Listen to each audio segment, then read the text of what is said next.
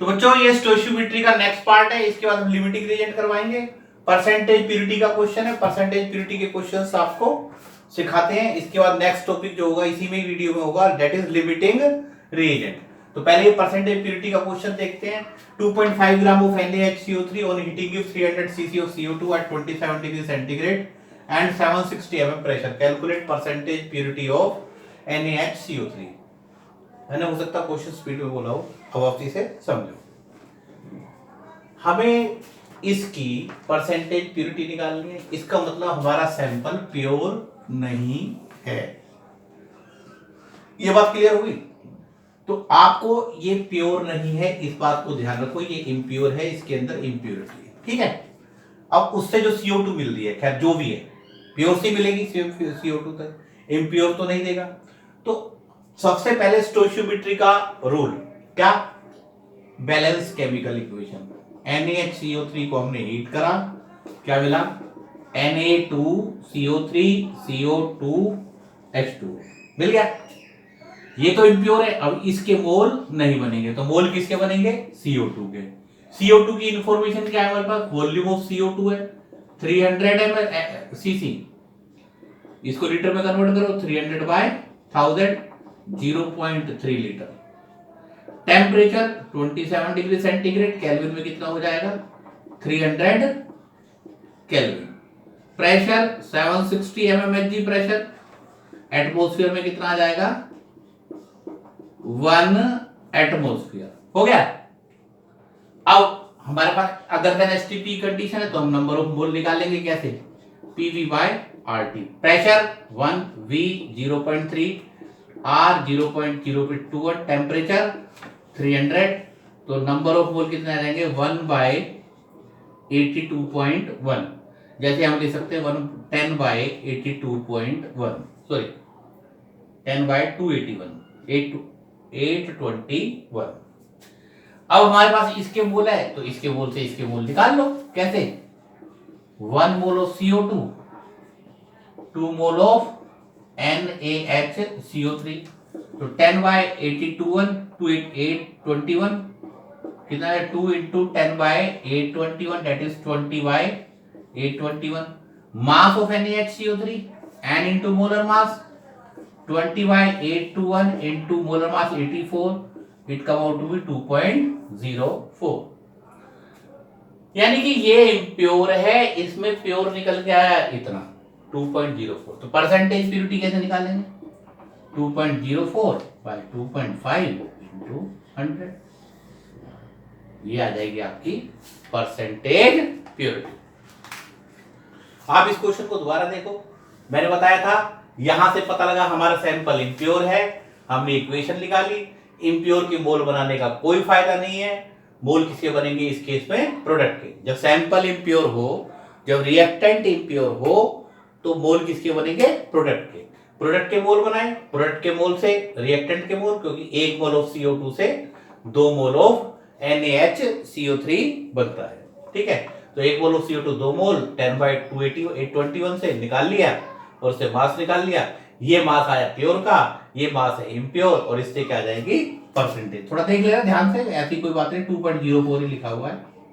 तो ये हमारा क्वेश्चन हो गया, इसे आप नोट कर लो। अब मैं आपको 2 क्वेश्चन असाइनमेंट के तौर पे देता हूं, ठीक है, नोट करो।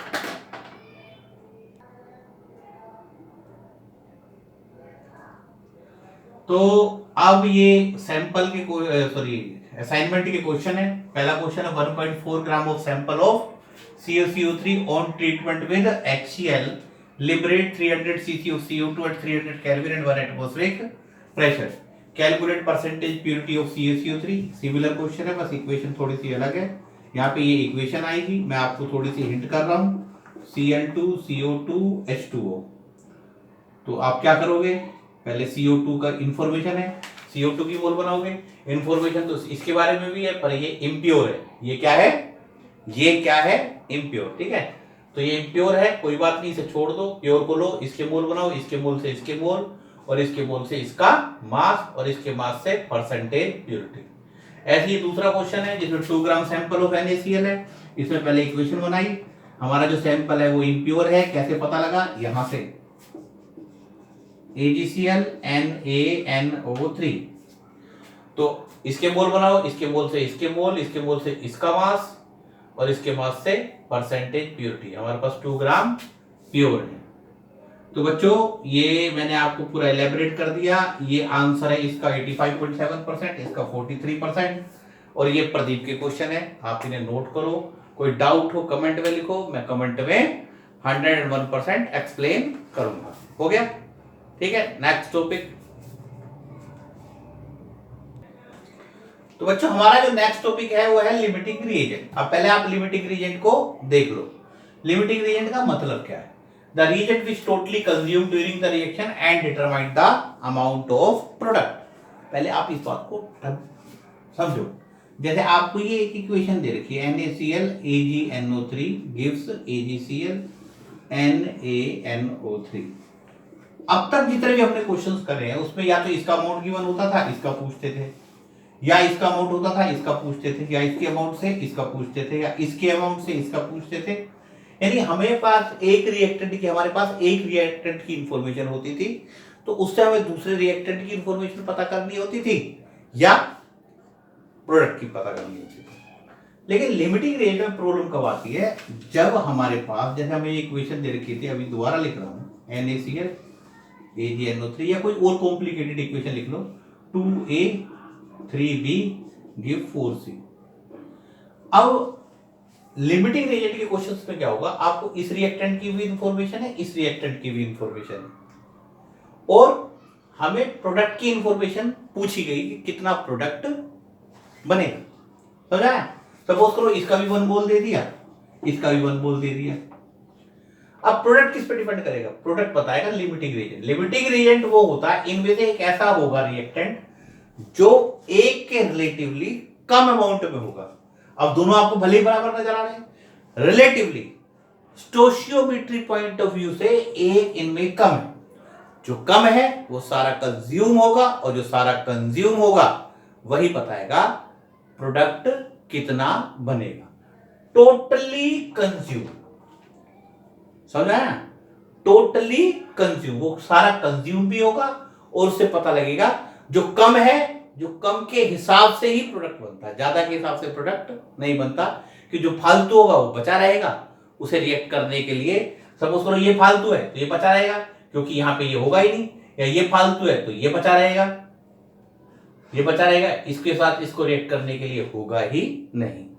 अरे अब इसको क्वेश्चन को, जैसे ये क्वेश्चन है, या मैं एक प्रॉपर क्वेश्चन लेके चलता हूं, इधर ध्यान दो। ये क्वेश्चन ट्रिपल ई में आया हुआ है। पहले ट्रिपल ई होता था, जैसे IIT मेन होता है, इस टाइम जेईई मेन होता है, ऐसे ट्रिपल ई का। तो उस एग्जाम में ये क्वेश्चन आया हुआ, 4 अमोनिया 5 O2 4 NO 6 H2। ये क्वेश्चन है, इसका 1 मोल दे रखा है, इसका 1 मोल दे रखा है, ठीक दे दिया।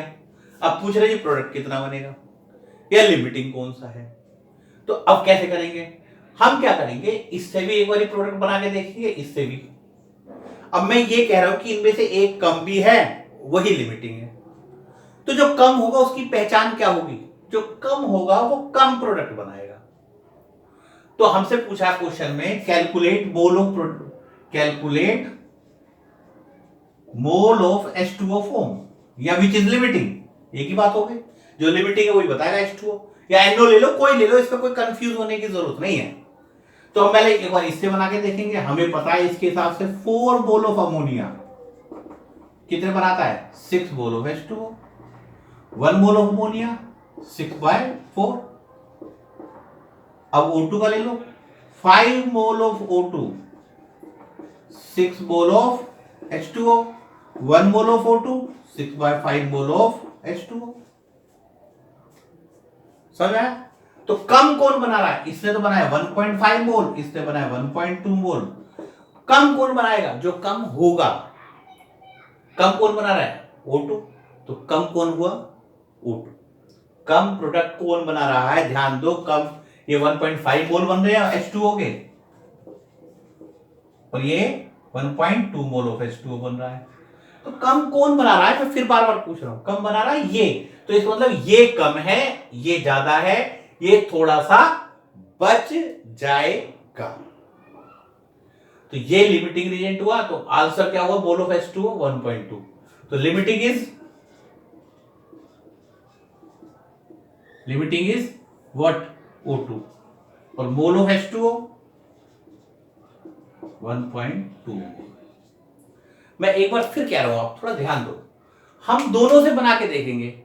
ये तो बहुत क्लोज क्वेश्चन हो गया, हम दोनों से बना के देखेंगे, जो कम होगा वो कम बनाएगा। हमें यहां भले ही बराबर नजर आ रहे हो, लेकिन स्टोइचियोमेट्री पॉइंट ऑफ व्यू से ये कम है, ये कम है।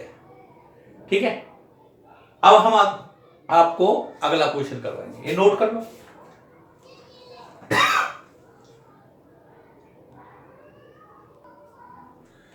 ये अगला क्वेश्चन है मोल पे। 3 मोल of zinc react with 0.52 mole of HCl which is limiting reagent. अब हमने पहले इक्वेशन लिखी Zn प्लस 2HCl, क्या बनेगा ZnCl2 और H2।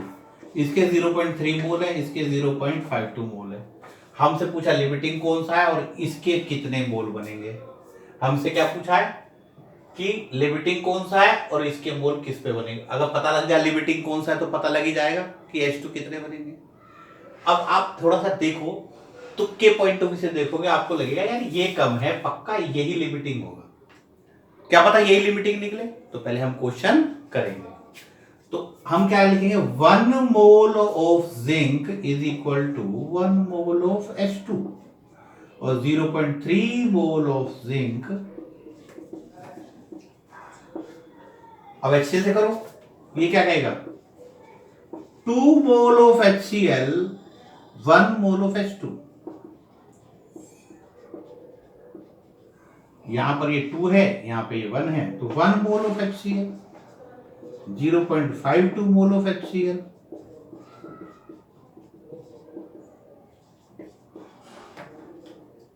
Zero point 26 mole of H2 हो गया। अब देखो यही देख लो ना कि कम कौन बना रहा है, कम बना रहा है HCl, तो लिमिटिंग कौन सा होगा, HCl। ये दिख कम रहा है, लेकिन स्टोइचियोमेट्री पॉइंट ऑफ व्यू से इसके रिलेटिव ये ज्यादा है, ये कम है। ये कम है कैसे कहोगे सर, ये तो आप पागल बना रहे हो, 0.52 तो ज्यादा होना चाहिए। ये कम इस वजह से है क्योंकि इसने कम प्रोडक्ट बनाया है, इसने कम प्रोडक्ट बनाया है। जोड़ दो, इसने कम प्रोडक्ट बनाया है, इसी वजह से दिखने में ज्यादा है, लेकिन ये लिमिटिंग है और ये कम भी है। तो दिस इज लिमिटिंग रिएजेंट। तो लिमिटिंग कौन हुआ, HCl।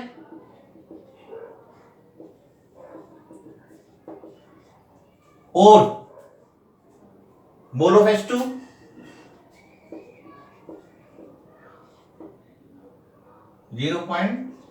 लिमिटिंग इज HCl और मोल of H2 form is 0.26। Clear हुआ, समझ में आया। तो आप ये देखो, ये टेक्निकलिटीज देखो इसकी। अच्छा, अब हमें ये तो पता लग गया ये लिमिटिंग है, ये सारा कंज्यूम हो गया, ये प्रोडक्ट बता रहा है, ये बच गया, ये बच गया। कितना बचा है, इसमें मैं आपको एक और प्रदीप का क्वेश्चन करवाऊंगा इसके बाद, तो आप इसे पहले नोट कर लो। आप निकालना ये कितना बचा है और कमेंट करना, मैं कमेंट में आपको इसका जवाब दूंगा ये कितना बचा। ठीक है,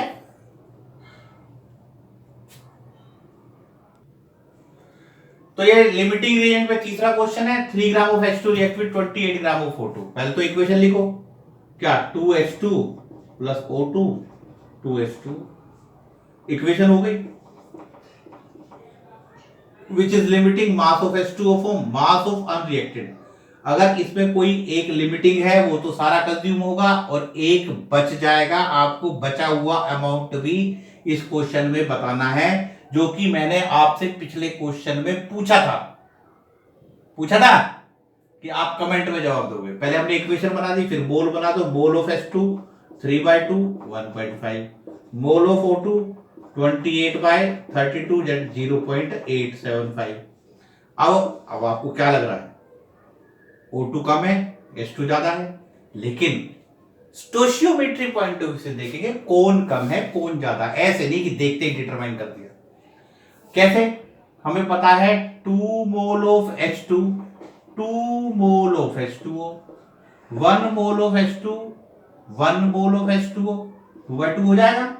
1.5 मोल of H2, 2/2 into 1.5, that is 1.5 mole of H2O। अब दूसरे को लेके चलो, 1 mole of O2, 2 mole of H2O, ठीक। तो 0.875 मोल ऑफ O2, 2 इंटू 0.875, फिर कितना आ गया?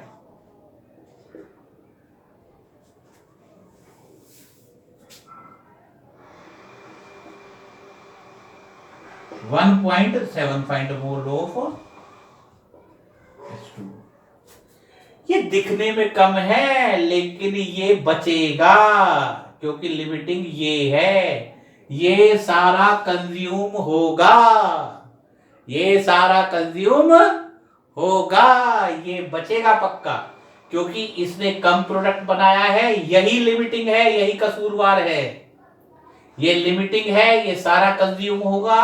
कैसे पता लगा? क्योंकि इसने कम प्रोडक्ट बनाया है, इसने ज्यादा प्रोडक्ट बनाकर गुना करा है। जो ज्यादा बना रहा है वो लिमिटिंग नहीं है, वो पक्का बचेगा।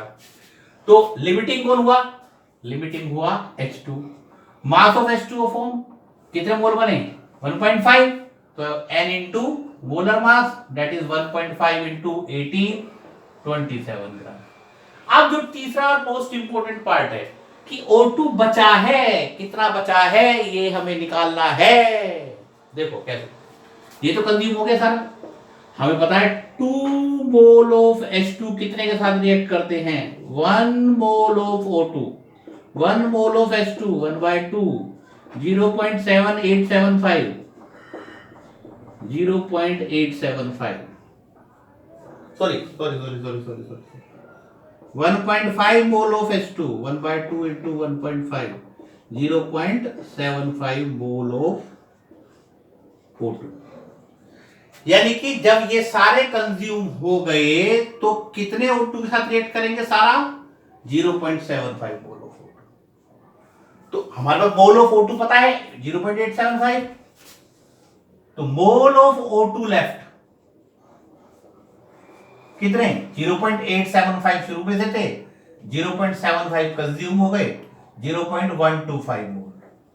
और mass of O2 N into molar mass, that is 4 gram.